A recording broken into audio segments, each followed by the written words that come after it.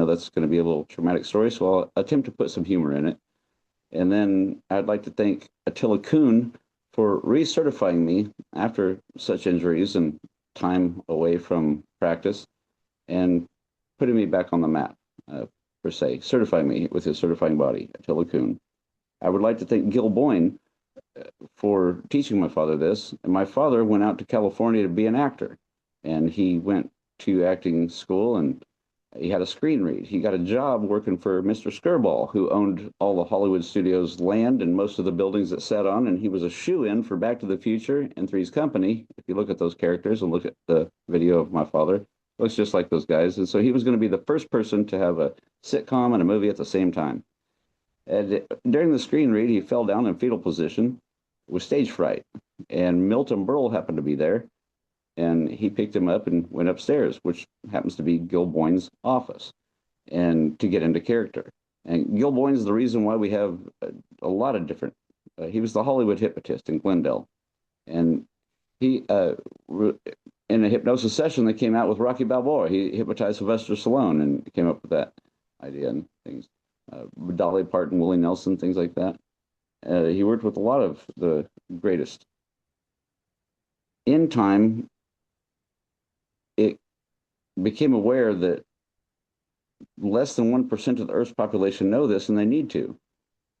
And so let's start with hypnosis. Hypnosis is a good word. Use it. Stop trying to change the name. There are only 4 brainwaves. And my approach with this, with every single person, is to the original licensed course in clinical hypnotherapy, we'll call it that. And in that very first course, in California was the very first state requiring licensing to teach clinical hypnotherapy.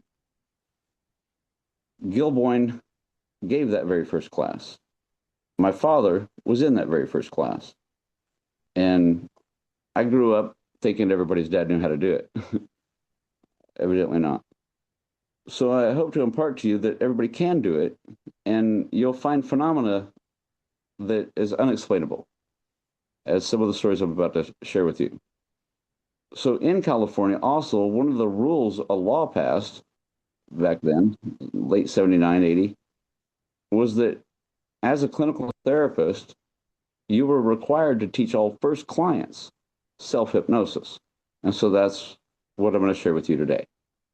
A quick history, origins of the word, proper semantics, how and why it works, physically what you're doing with your brain, and then, of course, how to do it. And I'll take you through a hypnotherapy session, power session at the end, and then we'll do questions and answers. Okay, quick history. The very first person that ever published the word hypnosis was Dr. James Braid in 1843. And that gentleman, surgeon, did 3,000 surgeries without a single drop of chemicals. And nobody said ouch, so we had to call it something. He got it from a baron from 1820s, the word. It was first mentioned by a baron, Fox, something like that. But Dr. Braid published it. In order to be remembered, he must first be published. And Dr. Braid did 3,000 surgeries without a single drop of chemicals. Nobody said ouch, and he agreed with the word, the title of that state of mind. Hypnosis. Hypnosis is the ancient Greek god of sleep, and gnosis means knowledge. And so it looks like they're asleep, and you get the knowledge to re-educate, alter, and amend any old idea, which creates an immediate behavior modification, recognizable and identifiable in a human being. And so sleep knowledge is what hypnosis means. In the history of mankind, it has been called many, many, many, many, many, many words. If you were to take an electrocephalogram or a biofeedback machine or a magnetic resonating machine, which measures brain waves, there are only 4 brain waves. Medically termed, we call it beta, alpha, theta, and delta. Beta is fully conscious, your left brain, your analytical, critical reasoning faculty working full speed, about 60,000 thoughts in any 24-hour given period. As we slow down our thoughts, we go into an alpha brainwave. And then as we slow them further, we go into a theta brainwave. And as we go into the delta brainwave, which is deep dreamless sleep, those are the 4 brainwaves. A natural process for sleeping is from a beta. It takes most humans about an hour to get to the alpha. And then they spend about an hour or 2 hours on average in the low alpha, high theta. And that's the only time in the life of a person that we ever get over anything. Forgive it, let it go, whatever you want to call it. And then they go into the delta for a couple hours, back up into the alpha theta for a couple hours, back down to the delta for an hour, and back up takes a couple hours. Hence the 8-hour sleep process for a human, the normal one. However, most of us can do that because 15 minutes of the low alpha, high theta brainwave is equal to 4.5 hours of the deepest rejuvenating sleep a human can get. Dr. Braid noticed also that when a person's in that state of mind, all the chemicals of the glands of the body normalize. The heartbeat's normalized, the blood pressure balances perfectly, the breathing becomes deep and rhythmic, the skin becomes warm and dry to the touch, and the person will always swallow. Those are the 5 physical signs of hypnosis. The whites of the eyes turn reddish and glazed, the breathing becomes deep and rhythmic, the skin becomes warm and dry to the touch, the eyelids will flutter, and the person will always swallow. Every human being, including horses and other animals, that go into a low alpha, high theta brainwave. I'm going to speak really fast because we got a lot to cover. And when I was 5 years old, I got my jaw broke with a baseball bat on accident. I remember just wanting to catch that baseball. A couple of kids in the practice field they both had gloves, both had bats, and they would throw one up and pop it to the other guy. The other guy would catch them, he'd pick it up and pop them back. One was blue, and I wanted it. I was about 5 years old, and I was an athlete, so I went to catch it, and the guy threw his glove down, picked up the bat, and swung at it, kept his eye on the ball like I did, and made contact. Broke my face up and down like this, and hence the tooth sticking up and stuff like that, snaggletooth. And so my dad went out to California to be an actor, like I said, and he became a hypnotherapist, came back, and he was very interested in dentistry because dentists happen to have the highest suicide rate out of all medical practitioners for numerous reasons. And he became a dental hypnotherapist, medical hypnotherapist, although he worked with all kinds of childbirths and things like that. And so the main topic of this that I'll get into would be the heart surgery, the childbirth experience that I had, and why and how you can do it. And then I'll probably veer off on a lot of different, whatever comes to my mind. Nothing's written down here. And so, quick history, rules of the mind. Forgive me. The rules of the mind. And this is still in my possession. It's the very first handout of the very first licensed course in clinical hypnotherapy in America. And they were handouts back then, in 1980. Around 1985, Gil Boyne, Gilboyne, went to the CIP meeting, the Classification of Instructional Programs meeting. That's the federally accepted standards of information being delivered to our higher institutions across the nation. They hold a meeting once every 5 years in Washington, D.C., and programs that are added or accepted are added, and programs that are no longer offered are deleted. For the first time in history, hypnotherapy as a profession in, of, and by itself in 1995 was accepted without change. The 98-page 2-column manual to teach clinical hypnotherapy was accepted without change, which is unheard of. I mean, they edit the beekeeper stuff, which is for safety and things like that. Due to his demonstrations and literature and information compiled, hypnotherapy for the first time was placed under the health and sciences categories to be presented in higher education as a profession in, of, and by itself.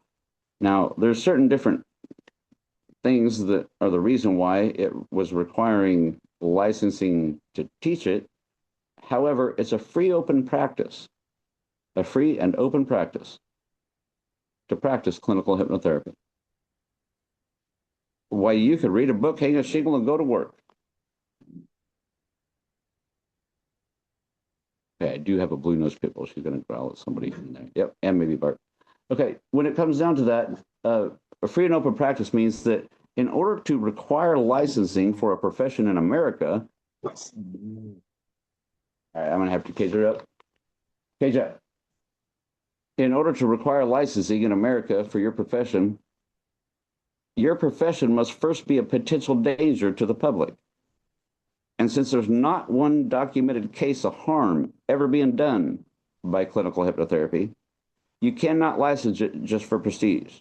Now, we're going to get a lot of feedback on that one because a lot of people say, well, this and that story and that story. No, not one. Gil Boyne himself went to over 50 meetings at court hearings to try to regulate hypnotherapy, and not one person could produce, not one psychotherapist, not one counselor, not one licensed mental health practitioner could produce actual evidence of harm being done by hypnotherapy. Because technically, when does hypnosis begin and suggestions end?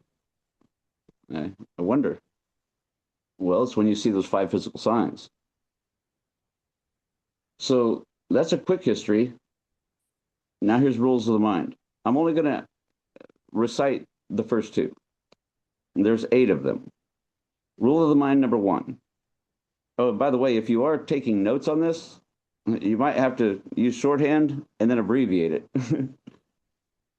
Every thought or idea causes a physical reaction in the nervous system. Your thoughts can affect all of the functions of your body. Worry thoughts trigger changes in the stomach that in time can lead to ulcers. Anger thoughts stimulate your adrenaline glands, and the increased adrenaline in the bloodstream causes many body changes. Anxiety and fear thoughts affect your pulse rates, and ideas that have a strong emotional content almost always reach the subconscious mind because it is the feeling mind. Once accepted, these ideas continue to produce the same body reactions over and over again. In order to eliminate or change chronic negative bodily reactions, we must first reach the subconscious mind and change the idea responsible for that reaction. And this is easily done with self-hypnosis, autosuggestion, and the rest of that list, as long as they do them correctly. If you take a nun in prayer who are taught to pray correctly and know how to do it, put themselves in prayer, or anybody that knows how to do it and put themselves in prayer, it is a low alpha, high theta brainwave, measurable by electricity. It's a 7 to 10 hertz frequency of thought. Its note is F sharp, and its rhythm is jazz, the oldest music on Earth, interesting enough. And it happens to be the same frequency of the planet Earth.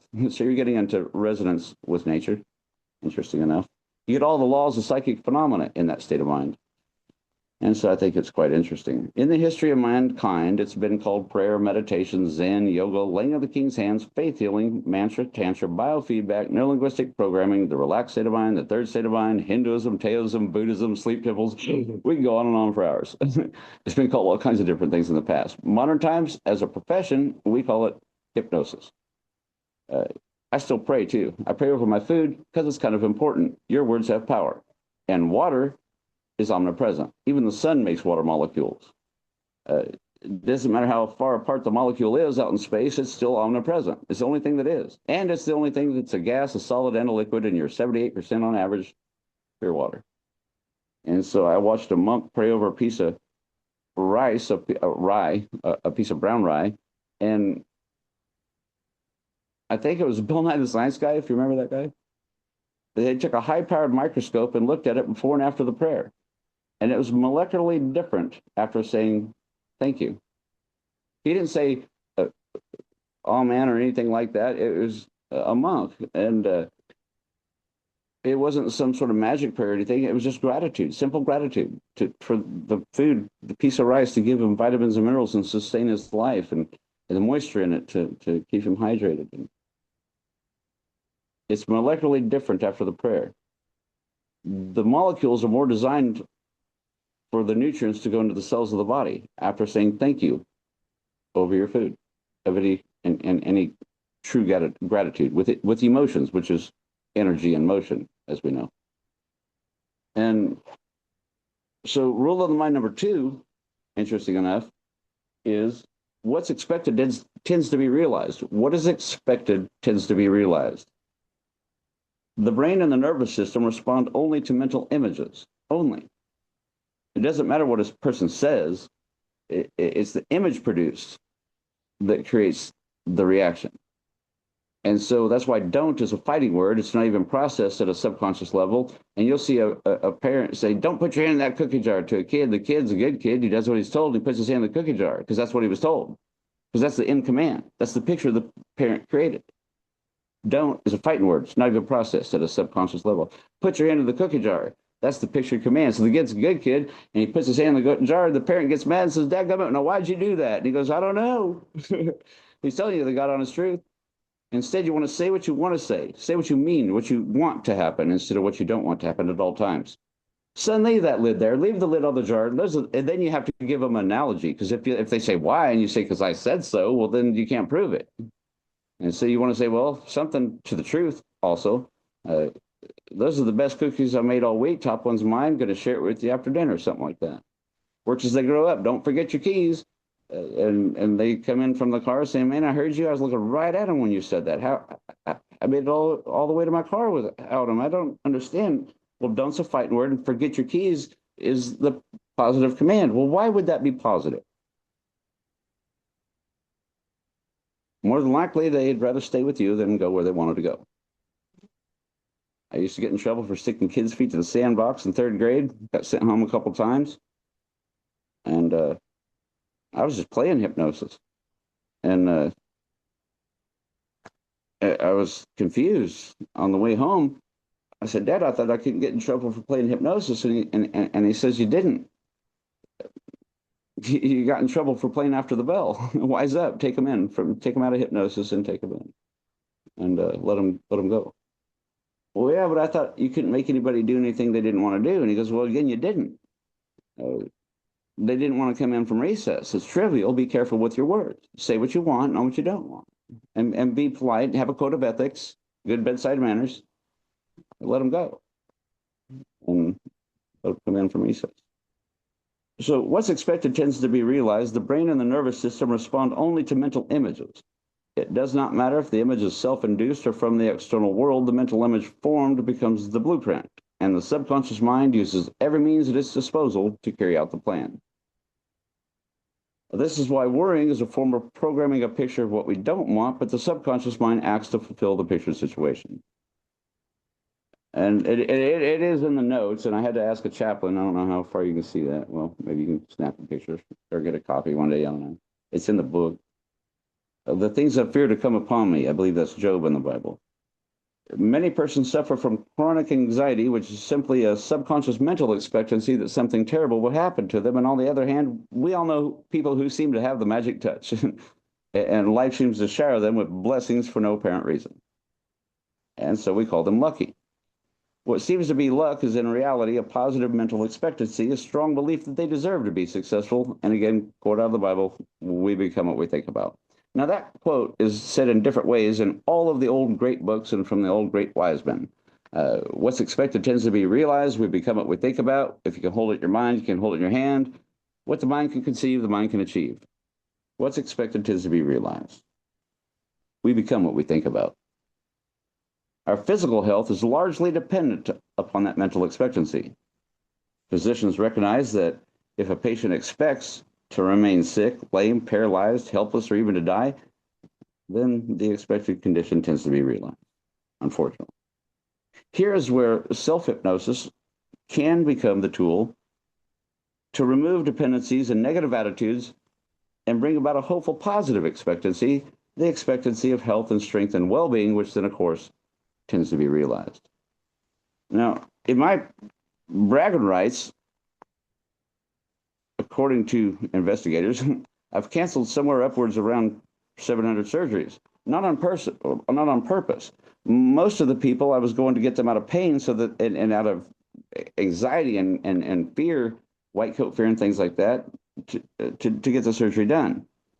The very first session I ever did, because my father, like I said, was a hypnotherapist under Gil Boyne's training, passed away in 07, and I went to the, excuse me, long hair, I've been growing it out, and I did my very first session the Tuesday after the funeral. I think the funeral was on Thursday or Friday. On my way to the car, of course, I just lost my best friend. Well, I didn't lose him. Nothing ever really dies. You can't make or destroy energy. You can only redirect it or transform it. And I remember his kidneys had shut down, some Vietnam stuff and whatever. And finally shut down, and he coming home to die. And he started crying on waiting for the ambulance. And I said, Dad, why are you crying? Dry it up, man. You're gonna upset your daughter. And my mom's over there. What's going on with you? He goes, well, what's going on? And he goes, I'm scared. What are you scared for? You're just going home to die. Besides, I mean, it's not a big deal, is it? Everybody, there's 7.5 billion people on the earth right now, maybe 8 now. And no matter what, within 120 years, we're all coming with you, man. It must be a beautiful thing. So, well, how are you so cool? Well, because I believe you.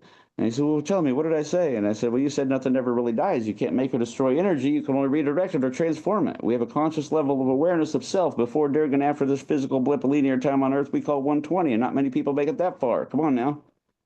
And so he dried it up and we went home. And 3 days he lasted there, and I thought he was dead for about 12 hours and hadn't moved, hadn't said anything. And I was outside talking on one of them 900 megahertz phones, and the hospice lady helping me out come out and said, hey, Patrick, he's 4 minutes between breath. He's sailing on now. You better get in here. So I went up and I ran to his side and next to his bed and took a knee and I said, Dad, key to the vault, secret to the universe. What do you see? And he cracked his eyes open and graspingly said, Pat, stop taking life so serious, will you? I kind of been a goofball ever since, and it's all right. So I couldn't cry even for about a month. About 29 days after my dad died, I went to see Gil Boyne in person at the master's class in Dallas, Texas. He was 82 years old, I believe, maybe 84. And Dr. Cunningham, like I said, came up to me and says, Patrick, I need you Tuesday at 11:30. And I said, well, I wasn't going to get doctor, I wasn't going to get my dad's furniture out till Friday. I got a job interview. I've been playing hospice for a year with my dad, and I got to pay bills and stuff. And he says, oh, you got a job. Listen, I need you 11:30 Tuesday. Be there. I said, well, what do you want me to do? And this is how I became a medical hypnotherapist. No kidding. No choice. Didn't plan on it. I was a real estate guru down in Florida. Had owned apartments and stuff like that, and enjoyed the beach. My brother called me from Turkey, had to go up and take care of Dad. So I did. But, little sister was in, anyway, details. You wave at me, ma'am, if I get off subject, all right? Medical hypnosis, we got to. When it came to that, I said, well, what do you want me to do? In the parking lot of the funeral. And he goes, well, I got a kid, early 20s, but a kid to me that he has gag reflexes, reaches for the tools, bumps my arm, overbleeds. He's got terrible white coat fear, and he jumps up and runs out of the office. His mom has to get him. Your dad's the only person that could sit him down for 30 minutes. And so I argued him for a few minutes. Why don't you do it? You've been around my dad for 8 years, 12 years or something like that. And there's lots of other hypnotherapists here. Why don't you call one of them? And he goes, well, your dad told me. He said you could do it. And I reluctantly I agreed. And so I went in that Tuesday, 11:30, walked in, and Dr. Cunningham was like this, just nodding towards him, wouldn't even go in and introduce me. He was that scared of the kid. He was a senior dentist and taught senior dentistry at OU Dental College for some years. And so I walked in, and I walked up to the kid, and Andy told me I couldn't use the word hypnosis. Well, how am I going to hypnotize him? I thought. And so anyway, I walked up to the kid, and I said, hey, son, I'm Patrick Coleman. I'm a relaxation expert. And if you'll follow my simple instructions, you are about to enjoy a very healthy and a very beneficial experience. If you will, go ahead and stare at my right eye, which is eye fixation, and give me a good businessman's handshake. And I'm going to ask you to take 3 long, slow, deep breaths. As you exhale your 3rd deep breath, go ahead and let your eyelids grow heavy, droopy, drowsy, and just close them down so you can relax. So dentistry can become a time for you to come and relax. Okay, go ahead and take a deep breath. I had his hand. And as you exhale, let your eyelids grow heavy, droopy, drowsy. Now, whether it's the first breath exhale, the second breath, or whatever, when you see the little pupils of the eyes vibrate like that, that's your window. And so you shake their hand firmly, and I did, and I jerked the living out of him and screamed the loudest I could, and he did, went out like a light. And I looked over at Dr. Cunningham and I waved him over. I think he's ready. He goes, you sure? Oh yeah, look at him. He didn't move. And he didn't move. And Dr. Cunningham got 4 hours of work done in 3 hours. didn't flinch, didn't have any gag reflexes. Now, about 6 months of that went by with his patients. None of them ever had the problem Dr. Cunningham said they had. However, at the end of that first session, he's like, Patrick, after the kid left, you gotta do something more subtle. We got senior dentists here. You might hurt their arm or their shoulder or something. And so I said, okay. And so I at that very moment, I remembered the very first person I ever hypnotized. I believe I was in second grade. And a friend of mine, I was staying the night. His older sister was there in the bedroom, and we were having conversation, playing. And she was mentioning that she overheard her parents talking about what my dad had just come back doing. Full circle of that story, he quit acting school and became a hypnotherapist, went out to be an actor, came back a hypnotherapist. We'll full story a lot of these as we continue. And then, so that was the first person I hypnotized, but I didn't have the patience. I was second grade to do that old lullaby, long drawn out. I'm going to slowly count from 10 down to 1 as I do. With each number that I count, you take a step down. 10 steps of softly cushioned flight of steps, and with each number I count, you take a step down, and with each step down, your relaxation becomes more profound and more intense. And 10, we take the first step down, deeper and deeper, and all that kind of relax. All I do is go ahead and pick out a spot just above eye level, the tip of my fingers or something. Take a deep breath and fill up your lungs. I'll do it with you. And exhale slowly. And as you exhale, let your eyelids go heavy, droopy, drowsy. Sleep now. That's fine. Second deep breath, filling up your lungs. And I go this fast in the dental office because when I asked the question, what do you want me to do with Dr. Cunningham? I said, well, at the end of it, how much time do I have to do that to get rid of white coat fear, control hemorrhaging and bleeding, so he can get the sucker thing out of his throat, to be able to get rid of gag reflexes so he doesn't choke on the needle, even given the injections, to create psychoanesthetics so he doesn't feel the injection and all that kind of stuff. How long do I have? He goes, 4 minutes. That's why I shook his hand like that, because I was scared. And so I was like, well, thought about it later. That's about how long it takes for me to do my personal self-hypnosis induction, which I learned for the jaw as I was a child, to get rid of pain so I could eat and things like that. And so long story short, that worked. Everything went well. I became a medical hypnotherapist at that point, and the years went on. I did 300 in-services at hospices. And if you want to get the business side of it down, do what I do. Pick up a phone book. Dial from A to Z every number in the phone book. I went through 4 of them, and I introduced myself. I'm Patrick Coleman. I'm a relaxation expert, medical hypnotherapist. I specialize in pain control and behavioral modification. Is there any way I could do a workshop or a presentation for your company and get my name out there? And I waited all the way to the H's before somebody said yes, and that's because I was using the wrong terminology. The terminology manager of the Angelic Family Hospice and the Crossroads Hospice in Oklahoma City said you're using the wrong terminology. If you do a workshop or something like that, then that means we got to pay you. If you do an in-service. So when you call somebody, ask for the person that's responsible for setting up their in-services. And I ended up doing 200 or 300 in-services across Oklahoma, Texas, and Missouri and things like that over 2 years. And then I was just booked 2 to 3 months out, because I would go in and I would demonstrate. Same thing I'm showing you now. Quick history, rules of the mind, proper semantics, which we've covered, how and why it works, physically what you're doing with your brain, which sort of how and why it works is, well, okay, I'll just tell you. We don't know. Sorry, we don't.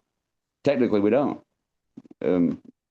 Physically, what you're doing with your brain, you're going into a low alpha, high theta brainwave, a 7 to 10 hertz frequency of thought, and you're bypassing critical faculty, the analytical critical reasoning faculty. And if you shine an LED light in somebody's eyes, the left brain will fire first, and then the right brain will fire after that. Your analytical critical reasoning faculty fires first, and then your imagination, creative thinking, and telepathy fires next. And however long it takes for that to fire, the difference is how smart or dumb a person is at the time of operation. And then I even find it kind of comical that a lot of people think that we're working on inanimate objects, because I could do a heart surgery first try, never seen one before nor since, and then it takes me 4 or 5 sessions to get a person to quit chewing their fingernails. So we're going to start speeding up now because I'm looking at the time. So went out to the hospice. This is my first miracle I ever saw on the surface that I know of. And I did a session in service, quick history, rules of the mind, proper semantics, how and why it works, physically what you're doing with your brain, and then how to do it, and then I walk them through it.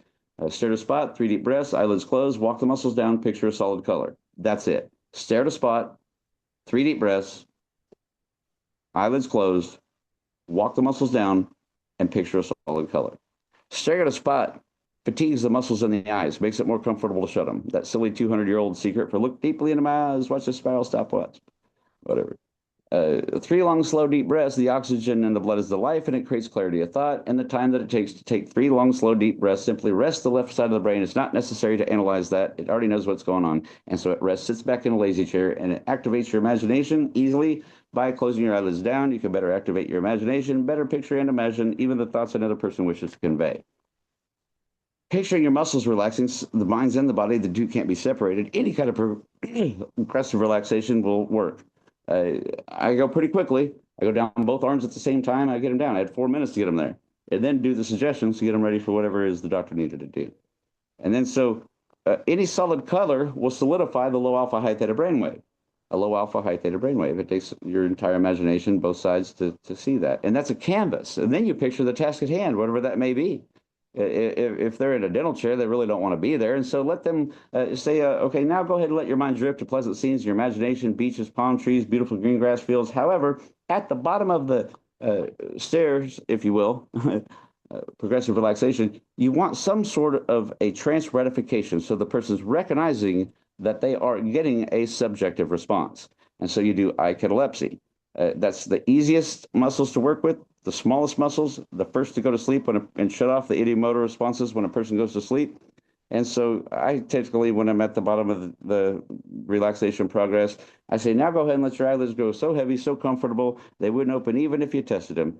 So comfortable, even if you test them, they wouldn't open. The more you try to test them, the more Loctite shut they become, tighter and tighter, heavier and heavier. And 5, heavier and deeper, deeper, deeper to sleep. You can repeat yourself as much as you want. And once you get to the number 1, 3, 2, 1, go ahead and test them. Notice the more you try to open them, the more Loctite shut they become. And since I do all of my sessions for the last 6 years over the phone, and I can't see them, I don't even use Zoom, I have to ask them, is that working for you? Say, say, or uh-huh. You always want to say or uh-huh second, the positive. So it's the last picture in their mind. And 99.9% of the time they'll go, uh-huh. And you'll hear it in their voice. They're in a F sharp frequency, and they sound angelic. It's beautiful. And so again, I told you I'm going to bounce around stories. You're going to have to edit this and figure out the gold nuggets you can find out of it. Going back to the dental work, after that, 6 months of it, I thought they were playing with me. And so I went in to Dr. Cunningham's office and I said, you're playing with me. I don't need babysit. I want to go back to my real estate. None of these people have the problem you said they had. And he says, Patrick, here's a file of everybody you've hypnotized in a big stack over the last 6 months. Go read it and come back to me. And I read it, and it was horrible. The poor people suffering. And I eventually got asked to teach Dr. Coy's classes at the OU Dentistry. And Cheryl Ellman and Larry Ellman, Dave Ellman's son and his wife, gave me audios of Dave Ellman, who was the last person to teach at the OU Dental College in 1959. And some of the things that he said were just phenomenal to me, Dave Ellman, that this is one profession that you can't start in the middle and go both ways. You must begin to hypnotize people immediately, as soon as you begin, and practice. Now, the other thing, though, is he said that you couldn't hypnotize family members. You don't want to, because they're going to make sure it doesn't work. However, my mom called me at about 5 o'clock in the morning saying my little sister was having a baby and I needed to come to the hospital. She's not going to have a epidural or any chemicals. She wants me to hypnotize her to have this baby. What? And so that's how I had the baby, just like the doctor with the heart surgery. He called me up at the dental office and said, I need you at 11:30 tomorrow. I don't know what it is about that 11:30, but it was 11:30 tomorrow, just like the dentist needed his at 11:30. And I went to the doctor's hospital to do the heart surgery, and I'm in there, and I walked in, and there's a big auditorium on Kilpatrick Turnpike in West Oklahoma City, across the highway from my Colebrook Dental Care office with Dr. Cunningham. And I walked in and went to the front desk, and they pointed out the people were in a little bench, and there's people walking through and audio going off saying people's names and where to go. And I walked up and the lady says, I don't believe in hypnosis. I don't think I can be hypnotized. And I said, that's okay. It doesn't require a belief. This is a mechanical approach. And what I understand is you need surgery and you can't be sedated. The sedation blocks the stress hormones and they need to be able to find which ones to cryofreeze.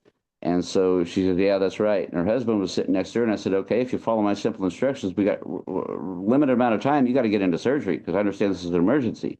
Yes, it is. And so the sedation doctor come walking up next to me and introduced himself, and I began the hypnosis, stare at a spot, 3 deep breaths, eyelids closed. I usually always shake their hand too if I have presence with them because then you can feel temperature. And if the temperature is too hot or too cold or sweaty or whatever, they're not quite ready. Even if they're in hypnosis, they're not quite accepting suggestion. It must be warm and dry to the touch. And so hers was, she was already there. And I did a little bitty handshake, not that aggressive one that jerks the shoulder, but I like to do a little one, just a little forfeiture of equilibrium, and say the word sleep, just because it gives the picture of relaxation. Not that they're actually going to sleep; they're going into hypnosis, and trance is a good word. Use it, and stop trying to change the name, please.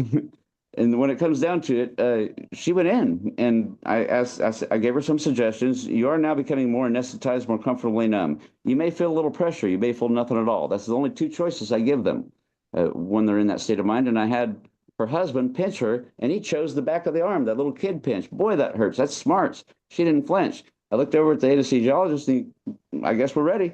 And he called up the doctor and said, we're ready. They gave me 30 minutes to hypnotize her after they got her ready and into a room to do a therapeutical session because it didn't make sense why her heart was in that condition anyway. It had to be emotions, which is energy and motion. The heart's a thinking organ. It goes out 12 feet, the electromagnetic field, 12 feet past the head brain's field, and it's interesting.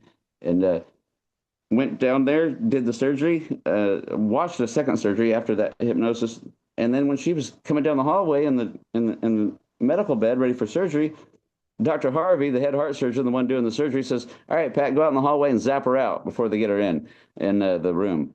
I don't even talk that way, but okay, yes, sir. And I went out there and I did the handshake induction because, again, now this is serious and I'm scared. And boy, by God, she's going in. Win or lose, I will win. You're going to wish you hadn't fought me. This is, man, that was a lot of pressure. And so I went in and I pitched the crap out of her, really, and she didn't flinch. And did the whole surgery about 15 minutes into a 3-hour cryo freeze. They cut the artery on her leg open and put 5 cables up into her body and was cryo freezing, trying to find the ones to cryo freeze, and they couldn't find them. I found out later. And I usually close my eyes when I do hypnosis therapy. Boy, this time's going fast. So I'm talking real fast. Going to speed it up. You're going to have to edit it, slow it down, whatever. Went to outside to see where everybody was. And they said, you're more powerful than the sedation. We could at least get a little flinch out of the sedation. We got nothing.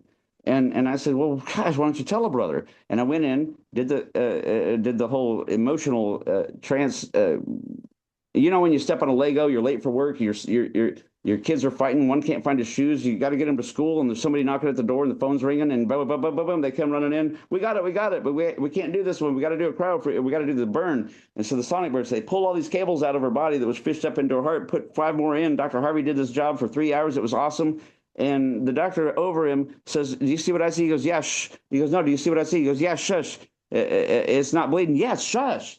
Open artery in a heart surgery, and they forgot to strap her down because they had her so relaxed. Come on now.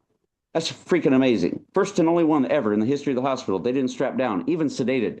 And she was so relaxed, she never moved. That's pretty cool. And so anyway, the childbirth, I controlled contractions and pain control for 8 hours.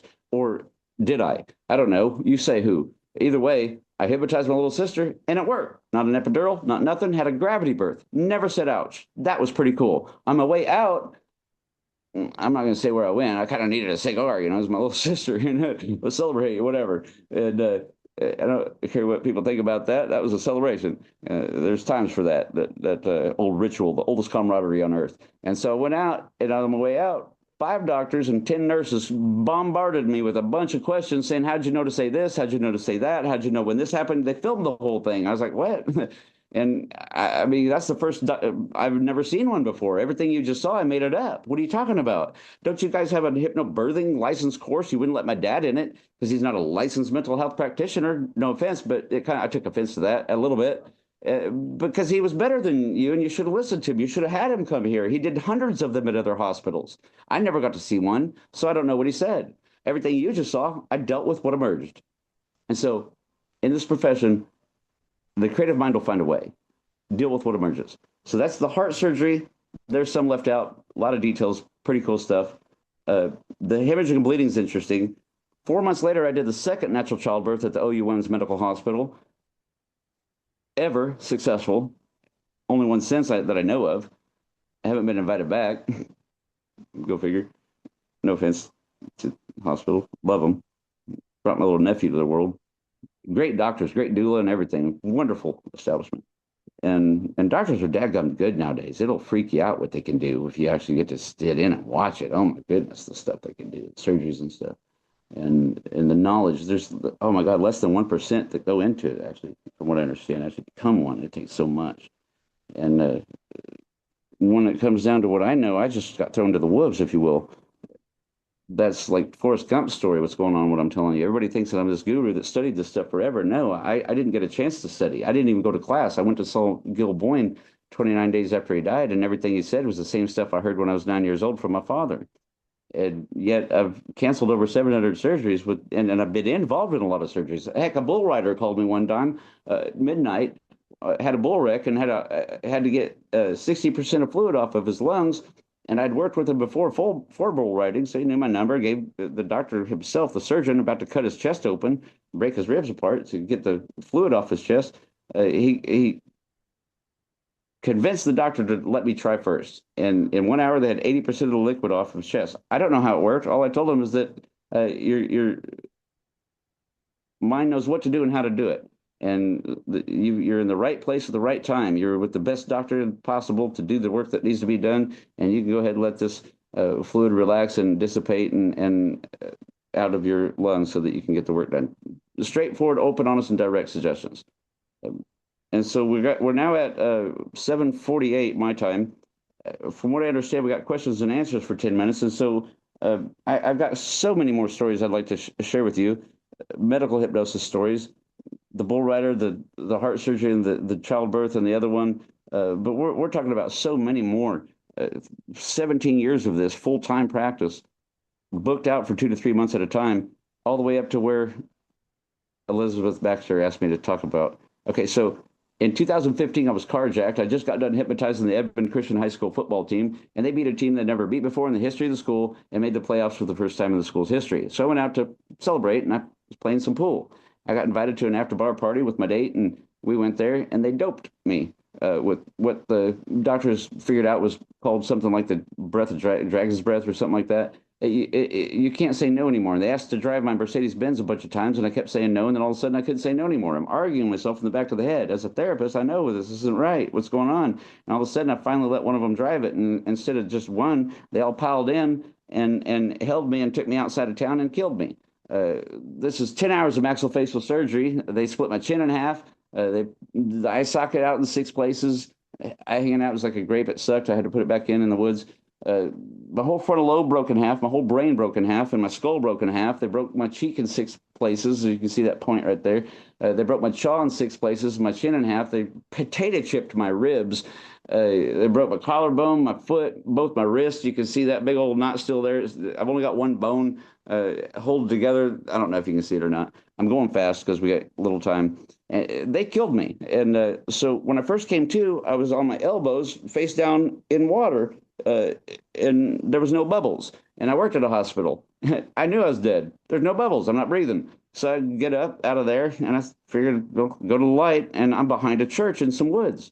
I'd never really been very religious. Personally, you have to have an unbiased opinion towards every race, religion, color, creed, or language to be in a profession like this anyway. However, I think that's where they messed up. They put me on holy ground. That's my guess. Behind a church outside of town, 25 minutes outside of town. I learned all of this later. I walked I climbed a fence. That's when I knew my ribs were broke, and the doctor said they were potato chipped. I went all the way down to this house, and it was a house. It wasn't God. It was a house. I'm like, what the heck? And in the meantime, I started breathing, and I could feel my heart kicking on. So I knew, shoot, I'm still here. And I died on the porch. I rang the doorbell, asked the guy to call the ambulance and the police. And then my next memory, there's no going and seeing a tunnel or relatives or anything like. It's just like a blink of an eye. My next memory is a African American officer resuscitating me, blowing in my mouth, and I said, "Whoa, whoa, whoa, whoa! I ain't like that." I thought he was. I didn't know what was going on, but I thought he was kissing me, and he's like, "No, no, you were dead, man, son, sit up." And he sat me up, and then the big guy that answered the door gave me a shirt that was like a bed sheet because of course they took my clothes off. I don't know what they did to me, but long story short, shorter anyway, as fast as I can.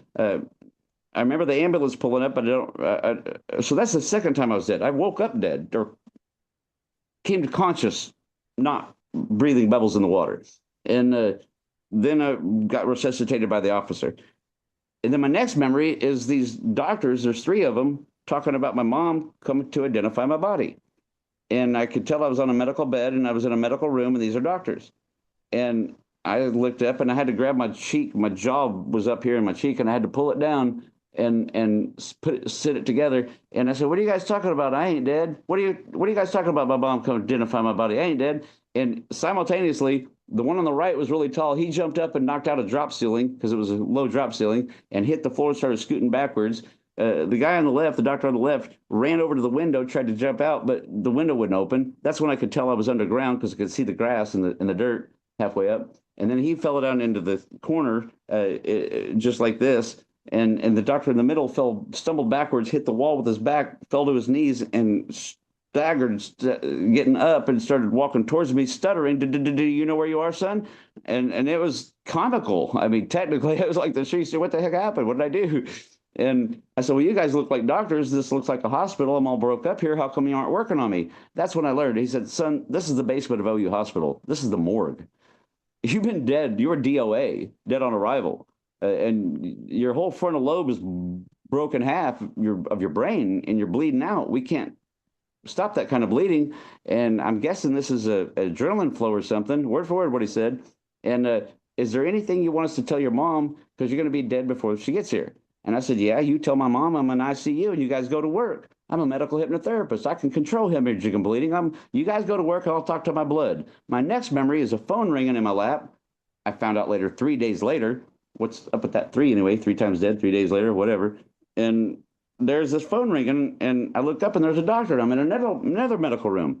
And I said, "Well, hello?" Put it on speaker because I'm holding my jaw, by the way. So I'm like this and I'm saying hello. And this lady says, "Hey, Patrick, we're here. We're at the airport. We'll see you at 5." And I said, "Ma'am, I'm in the hospital. I got carjacked or something. I'm all broke up. I can't work today." She goes, "Patrick, the Mayo Clinic sent me to you."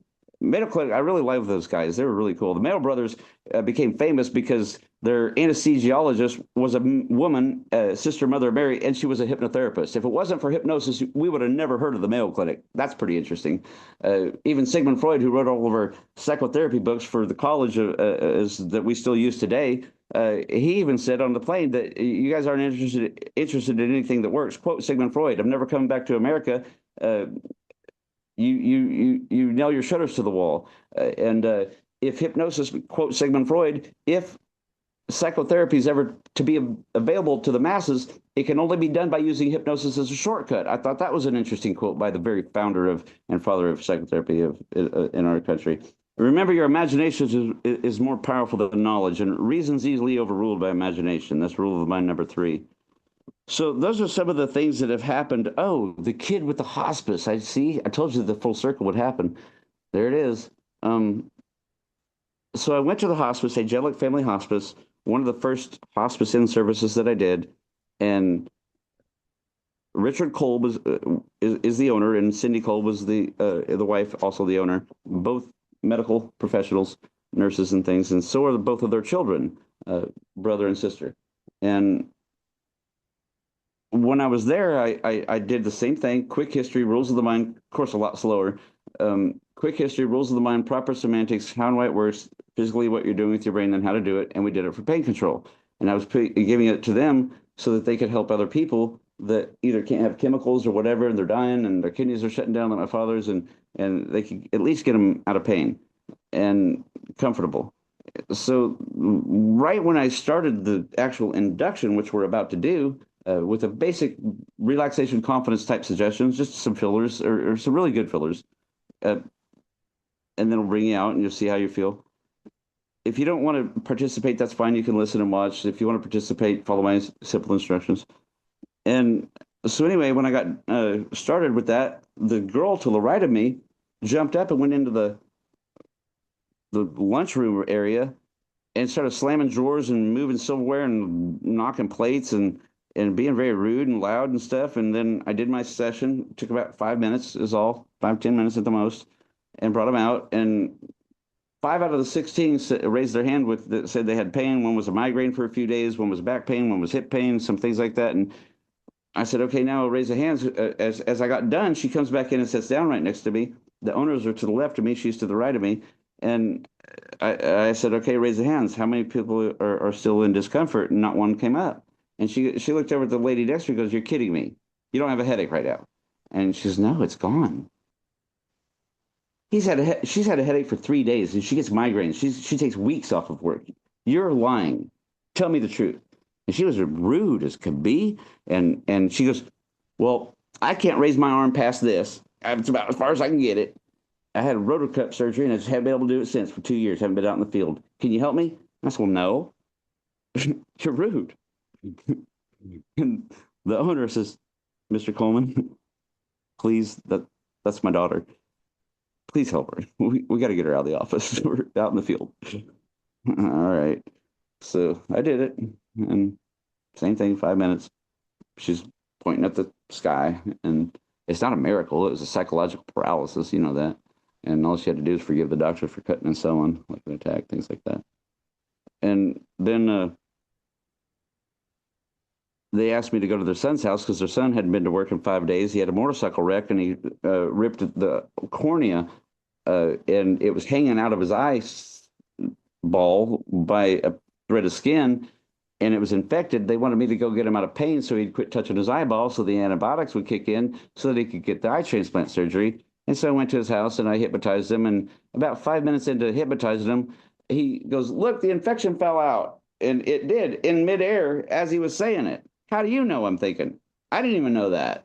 And I'm the one doing it. And all it was is I wouldn't even finish with the induction. And he goes, look, the infection fell out and caught it. Well, he's a nurse. He knows what he's talking about. And his wife goes, oh, my God, I can see your eyeball. And I could, too, now. It was red, pussy, green, and yucky looking. And now I can see the cornea hanging out on his lid right there. And I was freaking out already myself. And the lady says, the wife says, I can see your eyeball. And he goes, oh my God, I can see you. And I'm thinking, how? Your cornea is sitting backwards facing your eyelid. It don't make sense. And I'm still confused. And they started talking. I was like, no, hold on. Something's happening here. You shut up and sit down, and you shut up and close your eyes back down because I don't want to see that no more. Personally, I didn't say it out loud, but it's pretty gross. And I said, something's happening here. And I said, what I want you to do is go ahead and put your eyelids closed back down, heavy, droopy, and drowsy, heavy as lead weight, so comfortable, so relaxed they wouldn't open even if you tested them. And go ahead and test them and nod your head, let me know you've tested them. That's fine, stop trying. And then I went on I asked him to go real small, get real small and go really deep into your eyeball and find some healthy cells, really perfect cells, perfect mitochondria, perfect nucleus, perfect shell, and when you see one, like get real small so you can see the light coming through your skin. You hold one out in front of you like a basketball size, a cell, perfect mitochondria, perfect cell, perfect nucleus, perfect shell, and then nod your head when you see one. He nodded his head pretty quickly. I said, okay, now listen to it. It's a perfect cell, so it has a perfect harmonic. A lot of people say I talk too fast. Well, maybe you're listening too slow, that kind of stuff. In the beginning, whether you're religious or scientist, it's still the same thing. It's a sound followed by a bright light, a big bang followed by bright light, God said followed by bright light, and so it sounds faster than light, and so you got a vibration there first of all. Light is vibration, it's sound, and when it comes down to the vibration, he couldn't hear it. For 5 minutes, it was the longest 5 minutes. He couldn't hear it, and I leaned in and I said, "You may have to use elephant's ears to hear it," and he kind of smiled. I said, okay, now imagine putting I didn't say imagine. I said, go ahead and plug a set of Bose speakers in it and turn it all the way up and point those speakers towards the other cells that are damaged. And they only have one choice, and that's to go back into perfect order, perfect harmonic, perfect nucleus, perfect shell, perfect mitochondria, and all that kind of stuff. They have one choice. And then I let that go and I went on into basic relaxation and confidence suggestions. And I brought him out. It took about 15 minutes. And when he opened his eye, he had a perfect eyeball. It was healed. But I didn't know that for a fact. It could have been just sitting there. And his wife was trying to beg him with me to go to the hospital and find out what they say. And he wouldn't. He left his wife and I in the front yard, got on the truck, and went to work. I haven't been to work in 5 days. I got to go. Hey, she got me, man. And high five. Okay. I went to the end of the street and cried. I thought I was going to get crucified or something, which I eventually did. Interest in that fashion or form. Thank you, Saybrook College, for having me. Hope you get some golden nuggets out of this. That it is said that, and by you know who, we can all do it, and evidently we can. There's a wide range of possibilities, though. It really does depend on the psychological makeup of the individual during the time of operation, as you understand. And when it comes down to, I called him for a couple months, and Richard Colbert finally answered the phone, and he says, "Oh, Mr. Coleman, I've been meaning to call you. Hey, listen, I don't know what you did to me, but my dad and I have been butting heads and at each other's throats for 2 years. Not one day have we not had a fight or disagreement and stuff like that. But since our session, we've been getting along just right." And I said, "Well, that's great, son. Glad to hear it. What did the doctor say about your eyeball?" And he says, "Oh, and this nice young lady here, she got hired about 4 months before our session, and we butted heads and just didn't get along at all. Didn't like each other right off the bat, and we argued every day, and we're sitting here telling jokes right now."